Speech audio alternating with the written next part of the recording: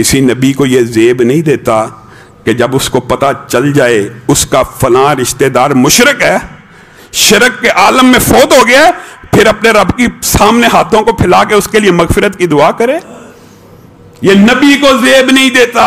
میرے بھائیوں، اپنی اصلاح کر لیجئے۔ یہ جو ہمارے معاشرے کے اندر محبت کے بتائیے، ابو طالب سے زیادہ نبی سے محبت کون کر سکتا ہے؟ حالی محبت فائدہ دے گی؟ حالی محبت اس وقت تک فائدہ نہیں دیتی جب تک اتباع نہ ہو، جب تک پیروی نہ ہو، جب تک میرا آپ کا یہ عقیدہ نہ ہو کہ نبی کی حدیث آ جائے گی، قول آ جائے گا، عمل آ جائے گا، تقریر، نشست، برخاست، نبی محترم کی زندگی کا ہر لمحہ، ہر گوشہ میرے آپ کے لیے نمونہ ہے، نمونہ۔ لیکن نبی کی حدیث نمونہ نہیں ہے، نبی کا قول نمونہ نہیں ہے، نبی کی نشست برخاست نمونہ نہیں ہے۔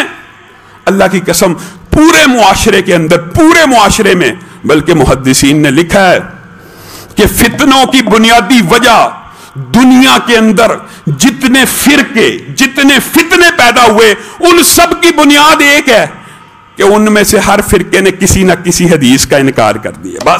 بس ہو نہیں سکتا۔ بتائیے، ختم نبوت کے بارے میں اگر حدیث کو مان لیا جاتا، لا نبی بعدی، کہ میرے بعد کوئی نبی نہیں ہے، میں آخری نبی ہوں، اگر اس تشریح کو مان لیا جاتا، امت میں کوئی جھوٹا نبی پیدا ہوتا؟ جتنے فتنے آتے ہیں وہ انکار حدیث کی وجہ سے آتے ہیں۔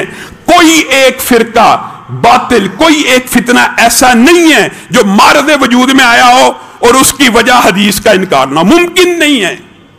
کیونکہ قرآن کا دعویٰ تو سب کرتے ہیں، ہاں قرآن کی تشریح کے اوپر جو حدیث آتی ہے اس کا انکار کر دیتے ہیں۔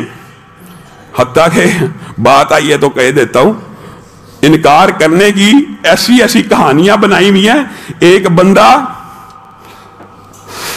لا نبی بعدی کی حدیث ہے نا، میرے بعد کوئی نبی نہیں، ایک بندے نے اپنے بارے میں مشہور کر دیا میرا نام لا ہے، میرا نام لا ہے۔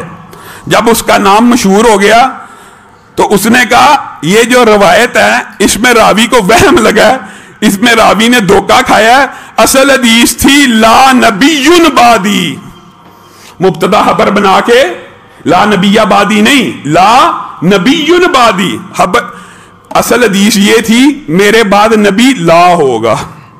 آپ اندازہ کیجیے کیسے فتنے امت نے دیکھے ہیں۔ حدیث کی من چاہی تشریح، جو نبی کریم صلی اللہ علیہ وسلم کی بات آ جائے اس کے اوپر جب بندہ یقین نہ کرے تو انسان دھوکے کا، گمراہی کا شکار لازمی ہوتا ہے۔ اللہ